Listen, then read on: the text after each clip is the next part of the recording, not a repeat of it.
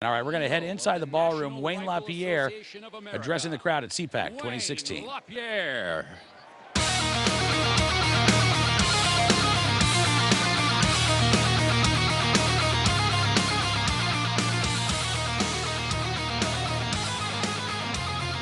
Hey, thanks so much. Thank you very much. Hey, it's great to see all of you, and it's really great to be here with you today. We're all here for one reason, and you know what that is. We all care about America. No matter where you come from to be here today, or how you made it to this room, we all gather here just as patriots have always gathered in our country, united in our love of country and perseverance of our great freedoms. This is the year we make a true and honest and real difference in this country, between more freedom and less, between a greater nation or not. You know, Justice Scalia, that's the type of difference that Justice Scalia made. With eloquence, Justice Scalia defended the fundamental freedom guaranteed to every American in a very real and personal way. He defended that liberty given to each one of us at our birth by our Creator. Justice Scalia, and I don't have to tell you this, you all know it, he was a monumental jurist, and he was a hero of American freedom. He was also an avid sportsman and shooter. And I'll tell you this, he was a darn good wing shot. He was also a true friend to America's 100 million gun owners and the 5 million men and women of the National Rifle Association of America. We all mourn him, and we miss him. The thought of President Obama replacing Justice Scalia is harrowing. But I'll tell you this, the thought of a next president putting perhaps 2 or more justices on the bench should scare the hell out of all of us.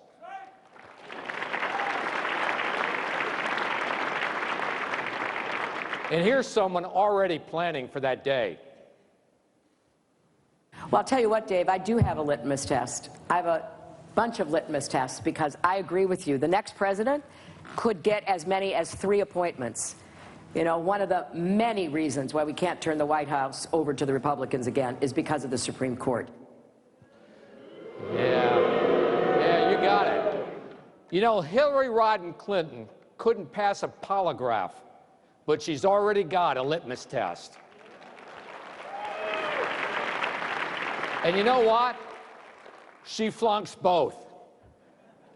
We can't all sit on the Supreme Court and make the kind of difference that Justice Scalia made, but if we follow his simple advice, we can make an incredible difference, even change the course of our entire country in this next election.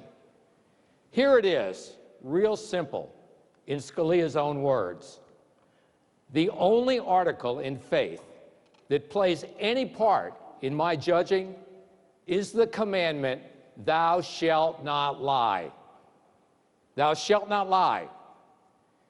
In a time when all of us are bombarded with media agenda and their web of spin and political conniving, the very best and most effective and surest way to defend freedom is found in those 4 words, thou shalt not lie. I talk to people all over America, and I'm out there almost every week on the road somewhere in this country. They're fed up. Good, honest folks worry themselves sick about the future of their families, the future of their country, while we watch self-serving political and media elites rig and game the system for their own personal wealth and their own personal power. We're disgusted with the lies, all of us are. We're enraged. We're so outraged that it's game over in this country for the liars.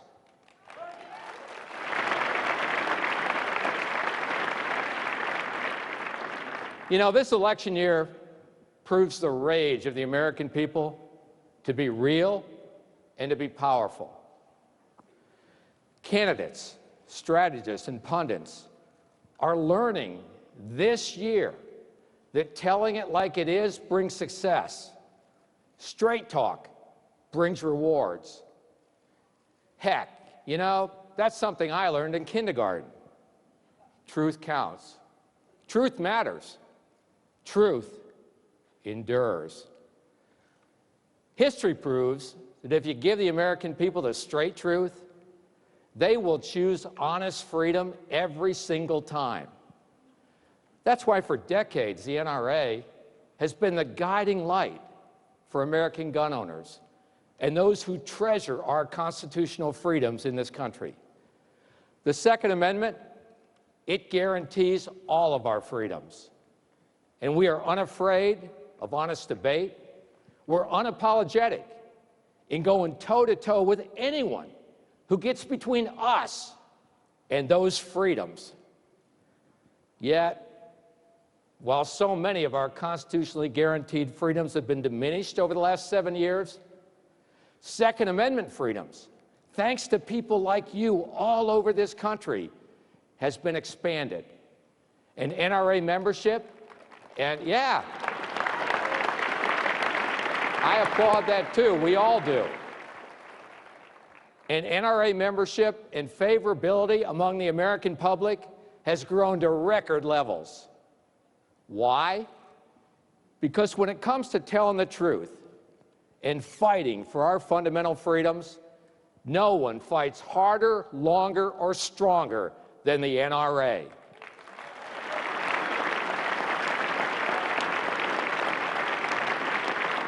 We do it together every single time.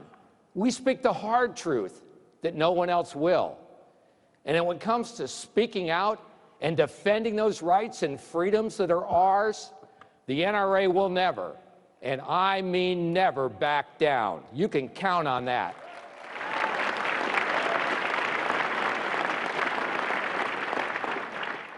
You know, we've been exposing the liars about our freedom for decades, telling the truth that most Americans know in their hearts to be right.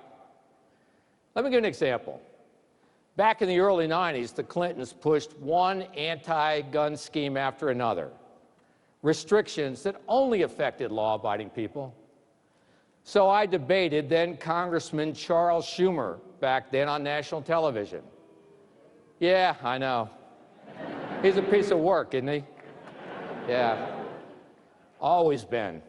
Way back then, I described our broken mental health system and argued that the records of those adjudicated mentally incompetent and dangerous should be included in a background check. Watch this old video and see if you can catch Schumer's deceit. Are you in favor of computerizing the mental health records of people into a national computer bank? You bet I am. Well, can we join hands on that and go to Capitol Hill right now? Will you shake on it with me? Because last year you guys were against it. That was more than 20 years ago. I know, it looks like it too, doesn't it? Yeah. You know, the congressman, he shook my hand, went back to his office, and then he did nothing. To this day, Schumer and Obama and Hillary Clinton have still done nothing, nothing, to ensure that the records of those adjudicated mentally incompetent and dangerous are part of the National Instant Check. But they sure try every day to restrict the rights of law-abiding people like all of you in this room today by imposing laws that they have no intention of enforcing against the bad guys. The NRA, we've always fought back, and we beat them back. And how do we do it? We do it with the truth every single time. President Clinton attacked lawful gun owners. He claimed the NRA was to blame for crime. We told the truth about crime and the politics of the Clinton White House, that the president, who let federal prosecutions of gun crimes drop to near historic lows, seemed willing to tolerate a certain level of violence to further his political agenda. The media, I'll tell you, they went nuts, pressuring me to back down, pressuring me to apologize. Watch this. Mr. LaPierre, the world's watching. Absolutely. An American citizen, the head of the NRA, is saying that the President and Vice President of the United States tolerate killing for political reasons. Is that what you're saying?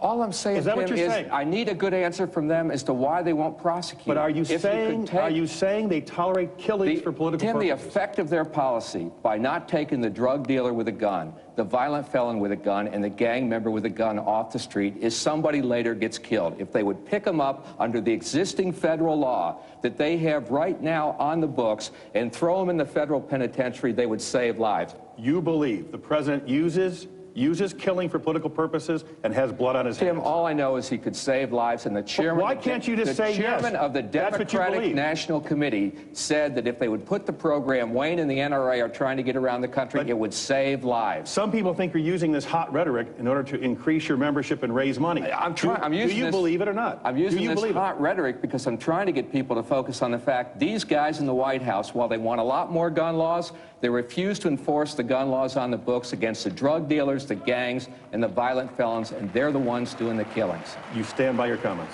I stand by the fact that they're not enforcing the law. You stand by your comments? It's not an issue of Wayne's rhetoric. Why can't you say yes or no? Because you guys in the media want this to be Wayne's rhetoric versus the White House. No. And what it ought to be is on the lack of prosecutions out of this administration. We here at Meet the Press want to hold you accountable for your comments. Do you stand by your comments? I stand by my comments that if this administration would enforce the federal law, they'd save lives, and they're not doing it, while they call for a lot more laws.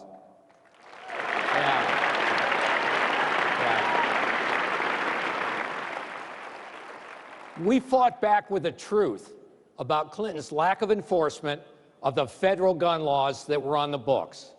And guess what happened that year? NRA membership soared. Our popularity greater than the president or both chambers of Congress. And most of all, gun owners in Arkansas, Florida, West Virginia, Tennessee, and all over this country went to the polls and voted their freedom first. And when that happened, Al Gore went away and George W. Bush went to the White House.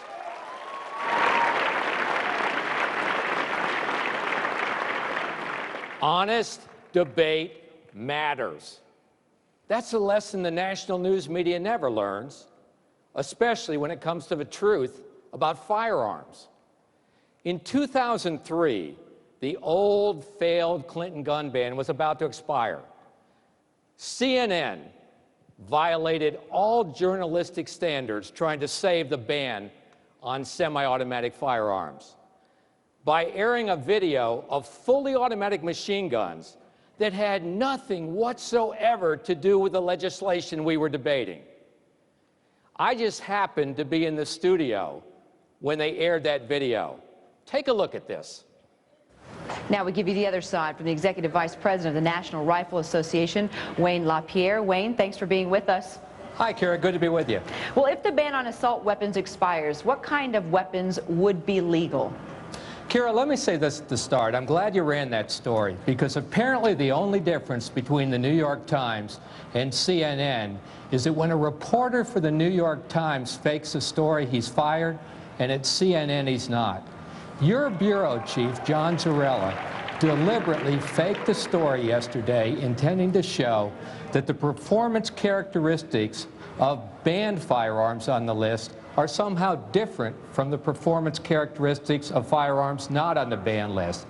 He was implying that these were machine guns or fully automatic guns. That's not true. Mr. LaPierre, I have to stop you there. No one fakes stories at CNN, and John Zarella definitely did not fake a story at CNN. You're very off base. I'm going to let you say your opinion, and let's have a conversation, but don't accuse our reporter of faking any story, sir. Let me say it again in front of the whole country. Your reporter faked that story yesterday. It deliberately misread the viewer. There's no way it could be true, and I challenge CNN to defend it. Yeah. You know, CNN finally admitted that I was right, and they ran a correction. But the sad thing is, millions of viewers were deceived. And the deal is, if I hadn't caught him red-handed, like a bank robber running out of the bank with a bag of dye exploding all over the bank robber, they would have never ran that correction, and they would continue to be holding up that lie as truth. No wonder trust in the media is at the lowest level in history in this country. We, all of us, the American people, are fed up. We've had enough of agenda-driven journalists who refuse to tell the truth. Truth does prevail, especially during our nation's most troubling times. When a deranged monster murdered 26 young children and teachers in Newtown, NRA members mourned with the nation. And we were attacked again, blamed again, for a tragedy that had nothing to do with lawful gun ownership. So I stood before the nation and spoke the simple truth that ignited a firestorm among the media and the political elites.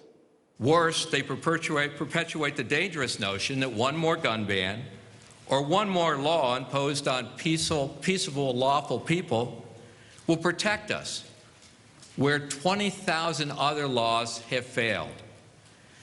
As brave and heroic and as self-sacrificing as those teachers were in those classrooms, and as prompt and professional and well-trained as those police were when they responded, they were unable, through no fault of their own, unable to stop it. As parents, we do everything we can to keep our children safe. It's now time for us to assume responsibility for our schools. The only way to stop a monster from killing our kids is to be personally involved and invested in a plan of absolute protection. The only thing that stops a bad guy with a gun is a good guy with a gun.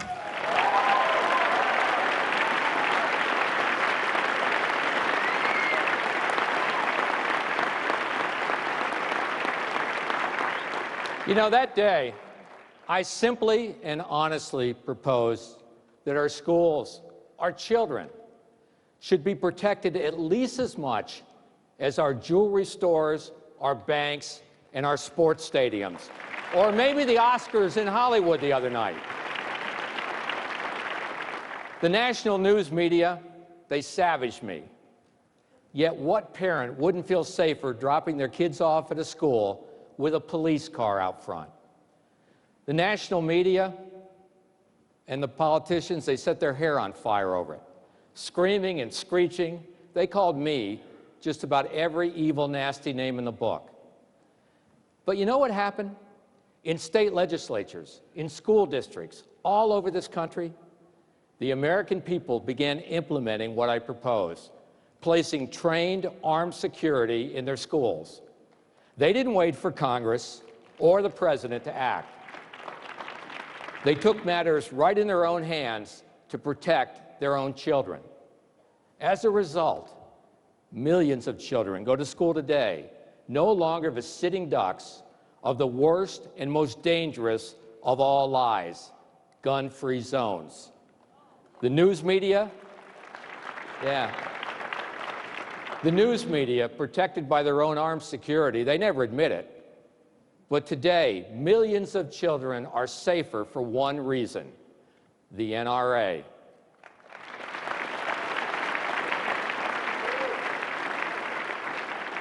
The overwhelming majority of Americans agree with the simple truth that the only way to stop a bad guy with a gun is a good guy with a gun. The politicians and the media be damned.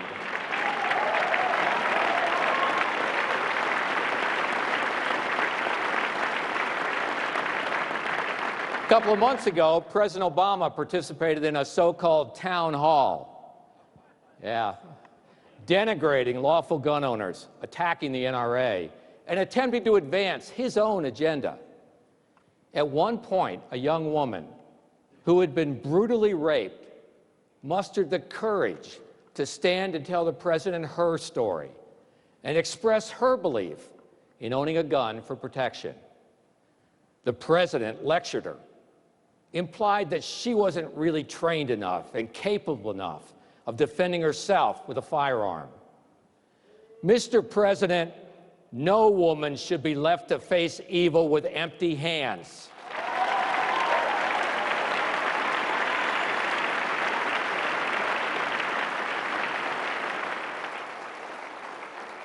And to all of America's women, you aren't free if you aren't free to defend yourself. And if President Clinton, President Obama, let's not move ahead to, President Clinton did the same thing, though. If President Obama, Hillary Clinton, or anyone else denies you that right, they don't really care about you at all. It's your right to protect yourself, and don't ever let anyone take it away from you.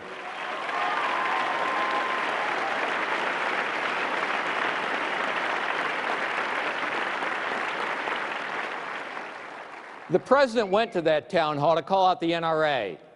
But I'll tell you, NRA answered right back. Take a look. That is why we won't get suckered into any of Obama's fixed fights. There's a reason why the NRA is not here. They're just down the street. You're saying you would welcome to meet with the NRA? Anderson, I've said this repeatedly. I'm happy to meet with them. I'm happy to talk to them. But the conversation has to be based on facts and truth. Mr. President, pre-screened questions that lead to your long-winded answers are anything but an honest dialogue. But I'll tell you what, I'll meet you for a one-on-one, one-hour debate with a mutually agreed-upon moderator on any network that will take it. No pre-screened questions and no gas bag answers. Americans will judge for themselves who they trust and believe on this issue, you or the NRA. Let's see if you're game for a fair debate. It's your chance to show the American people you're not afraid to meet the NRA on neutral ground. Well,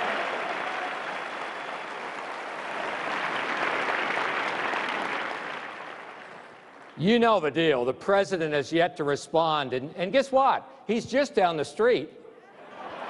Yeah. I wonder if he's afraid of the truth. The truth that during his presidency, and listen to this, because the American news media, they don't tell the American public this. The truth that during his presidency, federal prosecutions of gun crimes have dropped dramatically. The truth that in his own hometown, over 400 Chicagoans have been shot already this year. Compared to this time a year ago, the homicide rate in Chicago has risen 100%. 100%.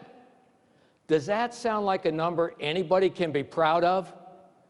Mr. President, you own Chicago, and that failure is on you.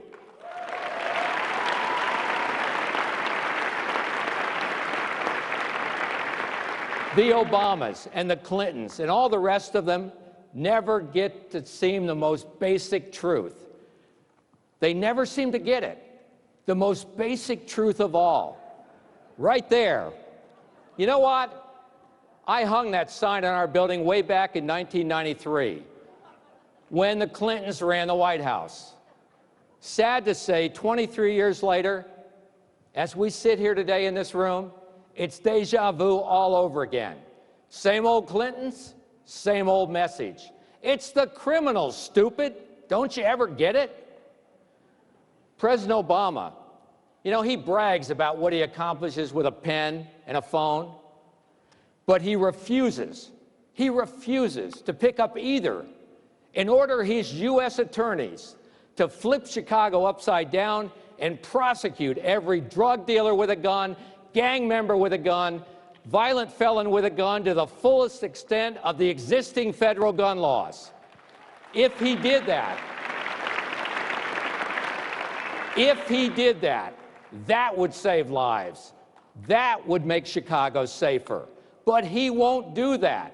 That doesn't fit his political agenda to attack the NRA, propel Hillary Clinton into the White House and destroy the Second Amendment and our personal freedom forever.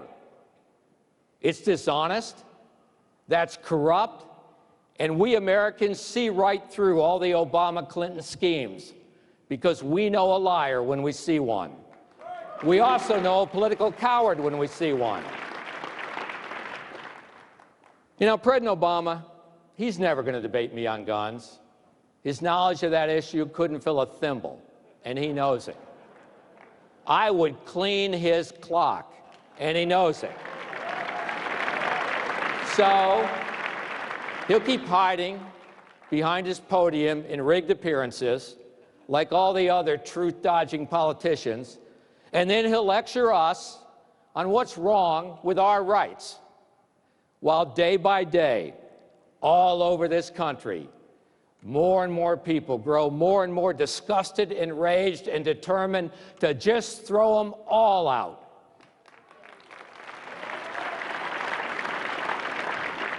And then there's Hillary Rodham Clinton.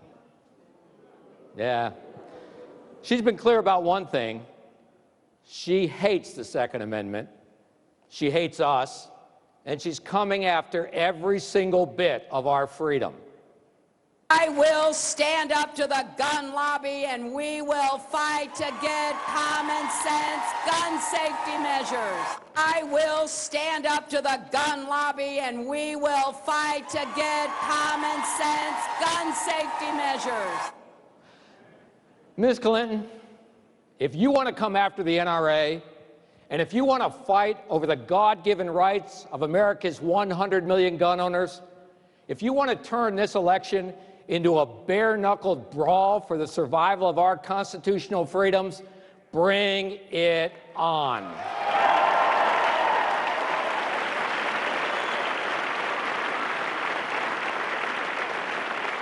We aren't going anywhere, and we aren't hard to find. Mrs. Clinton, we are the millions of honest, decent citizens all over this country. We love our nation. We cherish our freedom. And in November, we're bringing the fight to you.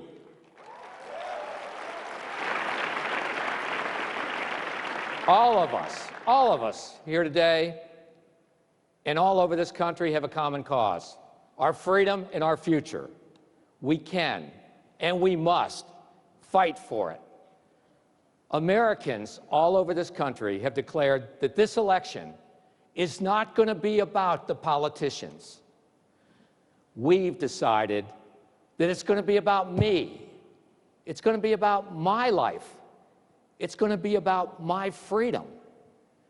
This is my election, and I'm taking my country back.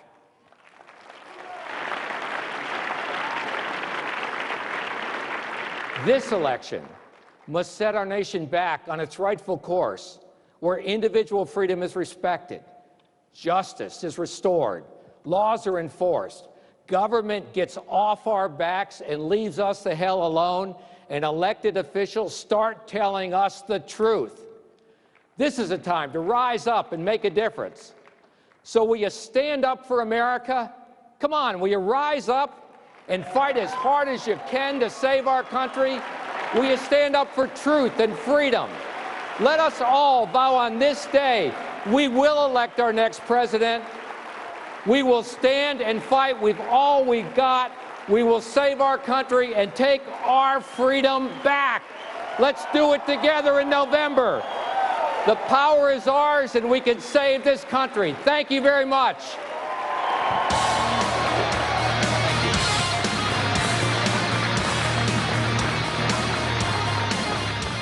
Wayne LaPierre, Executive Vice President, CEO of the National Rifle Association.